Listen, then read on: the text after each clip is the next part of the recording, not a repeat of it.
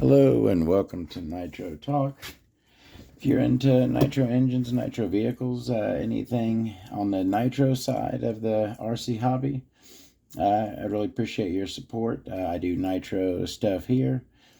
Thank you very much for joining me. Like, comment, subscribe, all this stuff helps. Thank you very much. Today we are going to discuss nitro fuel tanks. I came across this box here, which contains my spare fuel tank collection, and I thought what better than to make a video, discuss some aspects of fuel tanks, and also take a look at what I got here in the box. Let's go ahead and begin our fuel tank discussion, talking about the various ways of sealing your fuel cap. You have generally speaking, two main ways. You have an O-ring style, which is what we have right here. And then you have one like this, which will have a flat rubber gasket. I personally prefer the flat rubber gasket. I've found they are a lot more dependable, less maintenance. A good quality flat rubber gasket is a thing of beauty and works very, very well. I would actually, and this is actually a good thing to do. If you're assembling a vehicle, you're putting something together, check your fuel tank. Make sure your fuel tank seals properly. You certainly could have tuning issues if you have a leaking fuel tank. You do not want that. So give it a test by plugging the outlet with your finger, put a piece of fuel tubing on the pressure side right there, and give it a blow. Nice. That thing is sealed up beautifully. I would probably venture to say that this is actually from my old Basher Sabertooth 1/8 truggy that I tried to race for a while. That's a whole big story right there. But this tank was always a piece of crap and always problems.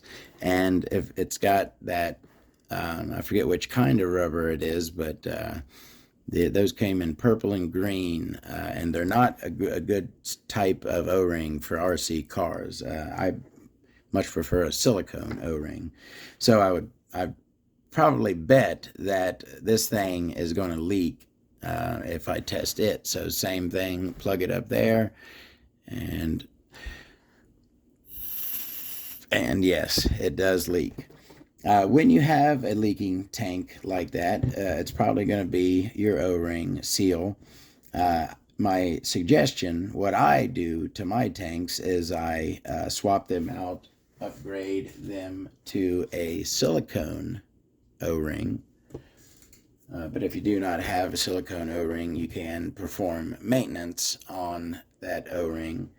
I put Moly Coat on all of my O-rings, and I prefer the flat rubber gasket when it comes to sealing. All right. What do we got here? So you put this reflective aluminum tape, and I don't know why this is just a little patch here. What I do nowadays to my tanks is I cover this entire side. It's going to be the side where your pipe runs. This tape is meant to reflect away heat from the tuned pipe because the cooler your fuel is, the better. So that's what the tape is for. I like a piece over the entire side. That's the Basher Sabertooth tank. That one looks like an 8-scale buggy tank. I'm not sure exactly which one it is. I believe, I'm about 90% sure that this here is a Duratrax Warhead tank. This kind of tall and thin tank. And if you look at this, this has had the springs cause a crack up there. That's not good at all. I'm pretty sure I could repair that, though. But anyways, another thing to discuss when talking about tanks, and talking about another one that's easy to identify, that's your classic T-Max tank right there. An issue that was had with these T-Max tanks back in the day. I'm pretty sure they did something to improve this on the later models, but certainly on the early T-Max models, these tanks were bolted directly to the chassis, right? And when you're out there bashing and crashing, doing it up how you should be, these tanks were prone to cracking and breaking from the jarring motions of the bashtacular jumps and whatnot. So what we would do would be to isolate the tank with some little O-rings or rubber, any kind of rubber discs or something, pads, underneath pieces of fuel tubing, isolate the tank off of the chassis to prevent it in cracking. Another thing we could discuss is our pull handles there. There's a few different ways you can handle pull handles. Need a drink of water, sorry about that. So you got some factory pulls. This is a Red Cat tank, I believe from the Aftershock 3.5. That comes with this style of a factory pull. This one always kind of looked toyish to me, like an old pull string toy. I kind of like the 8th scale buggy handles for tanks. It's kind of the hole here is oblong, right? And it's a lot more compact. I don't have one handy here to show you, but if you know what I'm talking about, I kind of like those. Those are kind of cool. And so those are your factory made pulls, but you could also make your own pulls. This one here is about the cheapest and easiest way to do it. Just throw one zip tie on there, and that is a working pull to grab your tank. But you could, if you prefer, get a little fancier with it, right? We Nitro people, sometimes, there it is, like to get a little fancy with it and make you a nice fuel tubing and zip tie contraption here that operates beautifully as a pull, right? See that? You can do it up that way. What do we got here? The splash guard, right? So some tanks will have a built-in splash guard. There's one right there. Got kind of these kind of have a runoff path, right? So this tank here, this whole top section, right? You see that little raised lip, right? Starts there, little wall, goes all the way around, little wall back there, right? See my finger behind it. And all of that is a reservoir, right? So you spill your fuel, right? You're coming in the hole, you miss. It goes in that reservoir and is guided down and out a hole in the chassis, right? This here led right to a hole in the chassis to where your overflow would travel down and out of the way, right? Isn't that cool?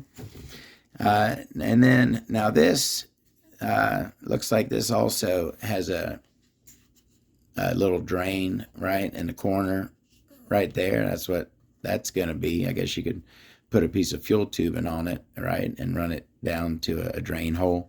But then you got also a splash guard, right? Your high wall on the side here is referred to as a splash guard.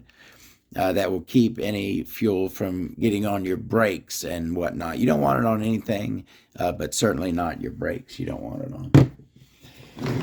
Let's talk about plungers. What do we got there? That looks like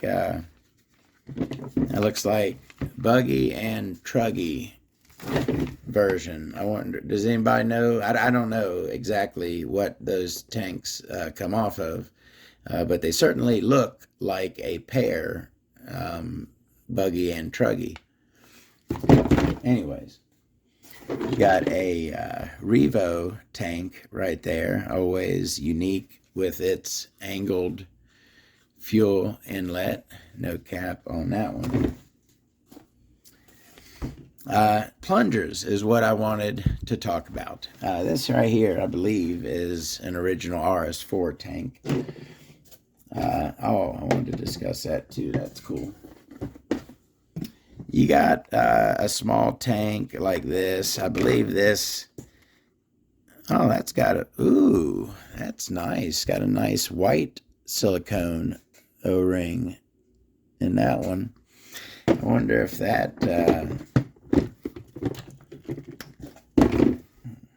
What did I do with that? Is that? Yeah, that one. White silicone. I want to see if this seals good. I just want to check. Sealed beautifully. Because this one you can maintain, you can remove that clip.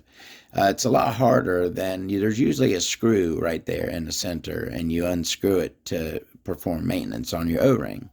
But this one has that C-clip pressed onto that center plastic shaft. You can get into those, but it's not as fun. That right there, I believe, is an original RS4 tank, and it has a plunger primer, right? Let's talk about those. So, a lot of your prevailing knowledge, right, on the plunger is get rid of it, right? It's another failure point, right? And I do understand that, and I agree to a point. But I never just go and get rid of a plunger just because it's a plunger, right? Let me go ahead and see if this tank leaks. So this is a flat rubber gasket style, not an O-ring, which is a plus. And we've got the plunger there. Let's see if this tank leaks. And it does not. It is sealed up beautifully. So, if this thing is not leaking, I do not mess with it. I may not use it. I don't really think these are very good primers. There's much faster ways to prime than using these plungers. They do work. Usually, if they are working properly, they work.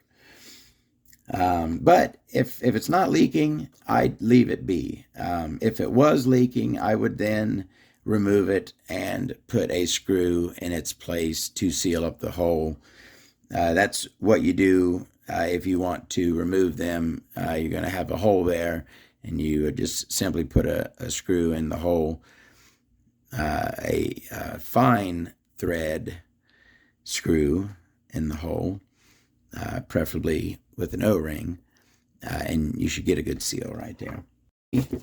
Any other significant or cool tanks in here? Probably not. Just, some normal, everyday, average fare. There's another splash guard, a big high one over there. There's one thing I want to talk about, which I thought was kind of cool. Sometimes I'll think something's cool, and I don't know why, but I just do. Where in the heck is it?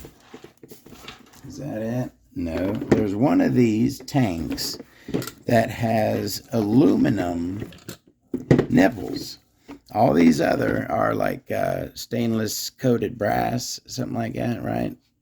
I believe those ones right there. I believe those are brass. Like a shiny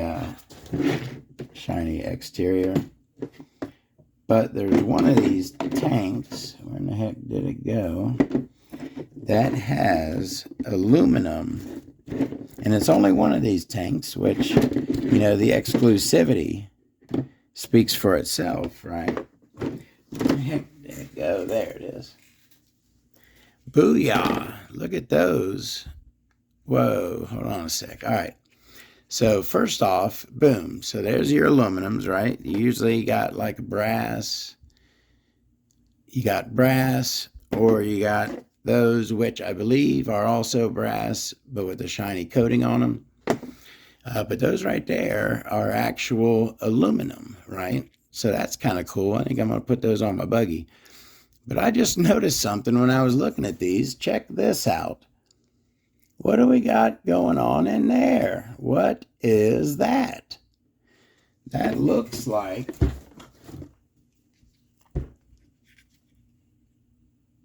factory when it was molded. Let me try to blow it out of there.